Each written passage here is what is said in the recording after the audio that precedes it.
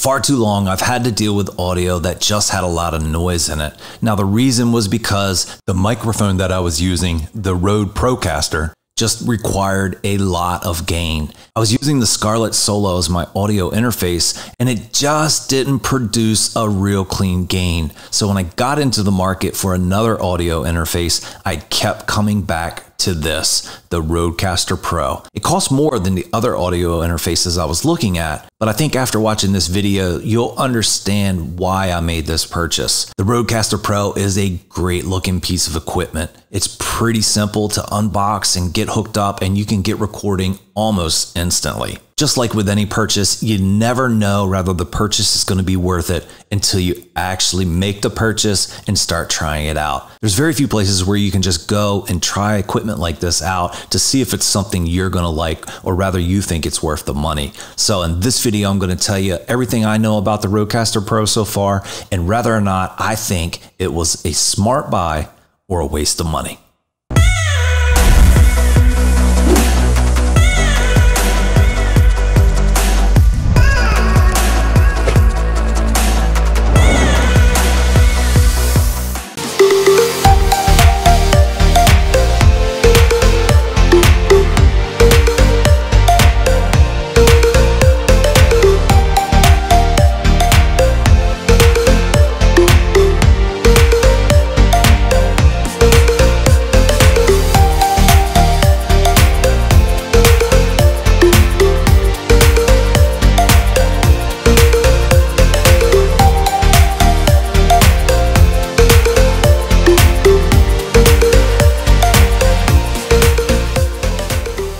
5 years ago, I knew nothing about microphones, nothing at all. The microphone on my phone was about as much of a microphone I had any experience with. And then it all changed. I got into YouTube and I started doing little mini advertisements for my day job, construction company. And I started doing a YouTube video for my barbecue channel, and microphones then came into play. The microphones on the camera, the microphones that you put on top of the camera, like a shotgun mic, like this one. I started learning the hard way all about microphones. When I got into podcasting, and if you haven't checked out my podcast, go check out Sharp Focus on iTunes, Google, Stitcher. It's on most of your podcast platforms. It's also at my website, mikewillie.com. Go check the podcast out. It has a lot to do with photography on it, but it mainly centers around the inspiration or the lifestyle of a photographer and the things that we go through. So go check Sharp Focus out, guys. I'd really appreciate your support. Now, what I learned when I got into podcasting was the interface is everything. I had always fought some noise issues when I was doing voiceovers prior to getting into podcasting. Now, when you get into podcasting, audio is everything. If you're doing a video podcast on YouTube, it might be a little bit different, but audio is still very important. But when you're on like iTunes or something like that, and you have no video associated with the podcast, audio is everything. So it's vital that you have great sounding audio. I think we've all probably heard some podcasts, where you can tell they're like talking into their cell phone or they're in a huge room. It's just, there's not a lot of thought that has went into quality audio, or maybe the budget's not there or whatever. But, it's just a lot harder to stay engaged with a podcast or an audio session of whatever when the audio is not the best quality. So I was looking for a way to get rid of the noise in my microphone, and I was using the Rodecaster microphone. It's a great microphone. And what I did is I ended up going ahead and trying to upgrade the microphone to the Shure SM7B, thinking maybe that would get rid of the noise, because I've seen the Shure SM7B everywhere. I mean, it is a very popular microphone. It's on the Joe Rogan show and a lot of other, podcast shows. It's a really popular microphone. I wanted to know why. When I got the Shure SM7B, plugged it into the same interface that I had, which was the Focusrite Scarlett Solo, I still had noise, but it wasn't as bad, but it was still there. And I could tell that by doing a dead air test, just letting the microphone record the room without talking or making sure there's any other sounds. And then you can really hear that noise. And what I found was, like I said, the Shure SM7B still had it, a little bit of it, and it was enough that I wasn't happy. So I knew then it had to be the audio interface. And I learned that both of those microphones are very gain hungry. They want an audio interface that can give them lots of gain. And I put a cloud lifter in front of the Focusrite Scarlett Solo, and it helped, but it still wasn't perfect. So I decided to start looking into a new audio interface, and you can spend anywhere from $100 to thousands of dollars on audio interfaces, depending on what your objectives are. So this is my current setup, and I really like the way that the Shure SM7B looks. It's a fantastic presentation. It just looks sleek. It looks modern. It's very nice. You know, I like it a lot, and it performs well. It performs really well, especially after I put it together with the Rodecaster Pro. The Rodecaster Pro has been an absolute wonderful, wonderful piece of equipment. I've had it now for about a month, and I've been using it heavily. So I use it for podcast episodes. I use it for doing voiceovers, kind of like this video, and it gets the job done all the time. Let me walk you through some of the features that I find are the best on this Rodecaster Pro. And it starts with the back. The back is pretty simple. It has 4 areas where you can plug in 4 different microphones or XLRs. One of the things I like the most is it has a plug here that you can use for your cell phone. So you can directly plug your cell phone into the Rodecaster Pro as long as you have the right cable. And I happen to have the right cable. For an iPhone, you would need a cable that does the 3.5 to the Lightning port. But once you get that, then you can take phone calls and do, you know, all kinds of stuff. Anything you want to do over your phone, you can do then together with the Rodecaster Pro. There's a USB, which you connect the computer to, and then of course the power. So very simple. All right, so let's go over some of these settings. And the first thing I want to show you is the volume controls. So if you start at the bottom of each channel, and each channel that you have, that you're using, you can control the volume individually with a volume slider. You can probably hear my voice going up and down on this volume slider right here. You hear the difference? You can also solo a channel. So if you just want that channel to be the one recording, you hit your solo button and that'll get rid of all the other channels. And you have a mute button. So that's very nice. You can, you know, do multiple volume adjustments at the same time. You can bring down channel 1, bring up your Bluetooth or your USB, or even over here on your sound effects, which I'll show you a little more in a second. But let's talk about the volume levels here on the LCD screen. And what's so nice about this is you have all your volume levels right in front of you the whole time. You can monitor each channel individually. So if you hear that one channel is higher or lower than the others, you can adjust that with the volume slider. So I really like that. The first thing that you want to do when you get the Rodecaster Pro and you power it up is you want to go into your settings, and you're going to go ahead and pick the channel that you want to set up a microphone on. And for me, it was channel 1. So I select channel 1 and I go to microphone. This is where you select what type of microphone you have. And you can see Rode's different microphones here that they have, but you can also either pick a dynamic or a condenser mic. I'm using the Shure SM7B, which is a dynamic mic, so I have that selected. Over here is your levels, and so your levels tell you where your volume is falling on that microphone on that channel.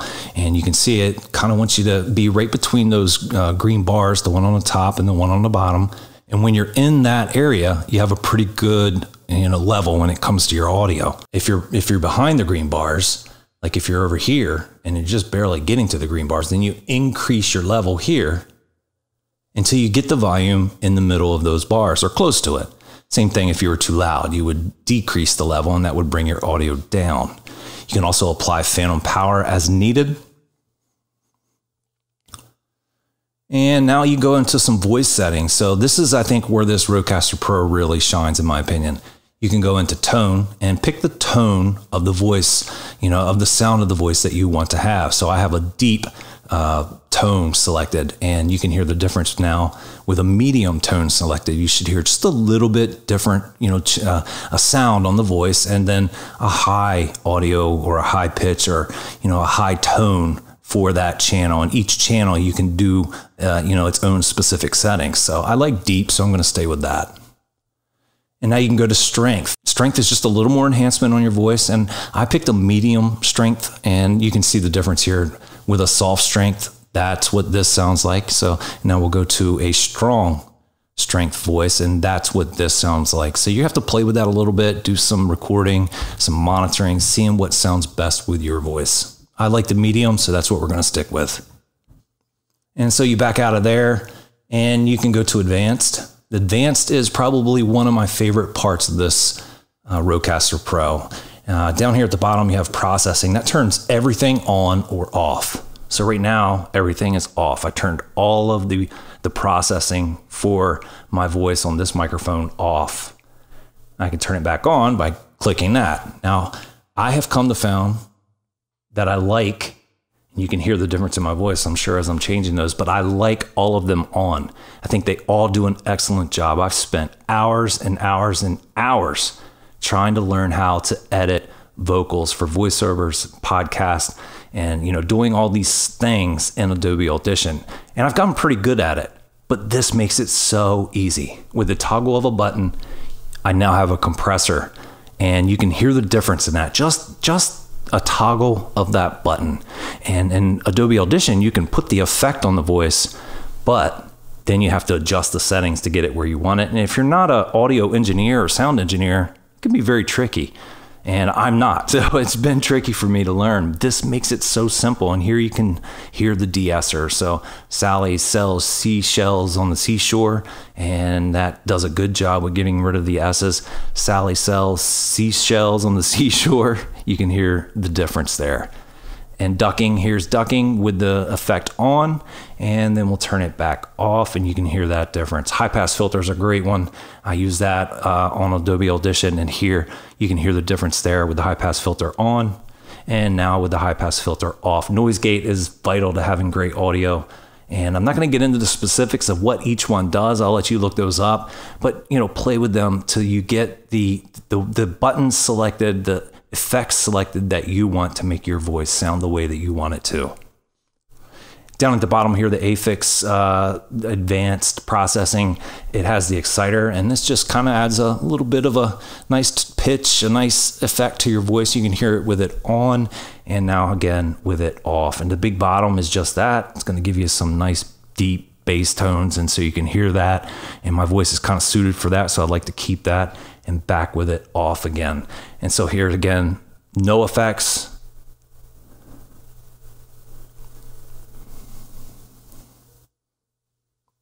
And now with all the effects, and this is how I keep it.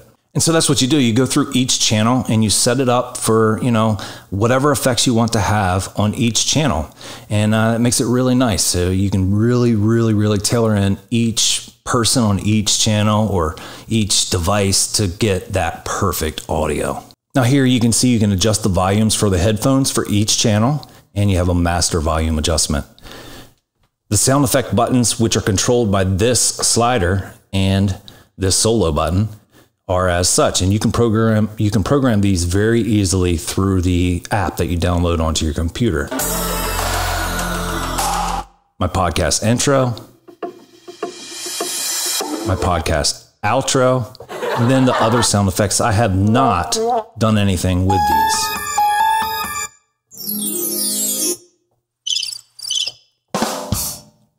And you can get more than one page so that it can do different things, but the app literally allows you to drag the sound that you want onto the button, change the color, and it's just very simple to do. As you can see here, you can click sound, and that will tell you as well what those buttons are labeled as, what color you have them, and you have multiple pages. Here's the blank. Like I said, I haven't done anything with them except for my intro and my outro for my podcast. Load from Rode, and what it does is it allows you to program those buttons. So you click the button, you can change the name, change the color, kind of change the style. And if you want to add any sounds from your computer, here you can see you can transfer a sound to your computer, or here you can transfer a sound to your Rode Procaster. So it gives you a lot of options here. And like I said, I've just started to get into this, but I can tell you the intro and the outro, or the finish, for me have been a really wonderful setup, a wonderful experience to be able to work with this. The record button allows you to record your audio directly into an SD card. That makes it incredibly user-friendly. And everything about this device is, you know, user-friendly and just performs. But that feature with this record onto an SD card allows you to take your podcast on the go. All you need is 120 volts to power this thing. And, you know, you can record in the desert. If you hook it to a small generator, you need a microphone and your Rodecaster Pro, and you can go anywhere you want to record as long as you have that power supply. So that makes it very, very nice and very flexible. And, you know, when you're in content creation, whether it's podcasts, videos, or whatever, flexibility is huge. Some other pros that I really like about the Rodecaster Pro is it allows your creativity to just kind of blossom. And, you know, you can just get started simply within a half an hour and start recording. But you can also grow into this because of the capabilities. Another feature that's really important to highlight is the clean gain. It gives you a wonderfully clean gain, and that's everything. Because nobody wants to hear that hum or that hiss when they're listening to your audio. I will tell you that I have a cloud lifter that the microphone plugs into the cloud lifter, and then the cloud lifter to the Rodecaster Pro. And the reason for that is it just helps make sure we have a really clean gain. The Shure SM7B is a gain hungry monster. And as long as you give it the gain that it needs, it is an amazing microphone, but you gotta be careful with gain. Not all gain is created equal. Some gain is really noisy, and some gain is very clean. It has a very clean gain. It's very simple to operate. I love how simple it is, and I think it's you know, anybody could use it. You don't have to have hardly any tech knowledge to get this set up and going. And like I said, you can grow into it as you learn. And being able to record in multiple tracks, which is a newer feature. I think there was an update that allowed you to do that. I don't think it did that in the very beginning,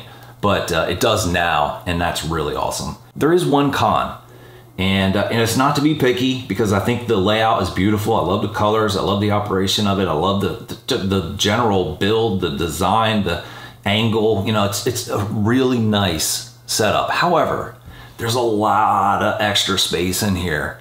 Like, we could condense this into about half the size so that it's not such a monster on your desktop, because a lot of people that are going to be using this are podcasting, and they're not podcasting every day. But when we do podcast, it'd be nice not to have such a bulky item. So if I were to give Rode any type of suggestion, that's what it would be. Shrink the size of this, but I think you nailed it on most other parts of this. In fact, I don't have another, you know, negative thing to say about it. The size is my only critique. The touch screen it works perfectly. A lot of touch screens on tech objects like this are very fluky. This one's great. It works really, really well. I really appreciate you sticking around for the whole video. Guys, I want to go ahead and plug my podcast one more time. It is Sharp Focus, and it can be found on iTunes, Google, Stitcher, any of your your main podcast platforms, as well as on my website, mikewillie.com. Go check the podcast out, subscribe, support me over there on that platform. I have a feeling if you have any kind of passion for cameras, photography, you know, and videography, you'll enjoy the podcast. You're gonna be able to relate to it a lot. Thanks again for joining me for this whole video. Please leave it a like down below if you enjoyed it. If you have any questions, ask those in the comments. Share the video with your family and friends, and share it on Facebook. Put it out there, guys. Help me reach more people. I'll greatly appreciate it and be indebted to you. I can't wait to talk to you on the next video. Make sure you have an awesome week.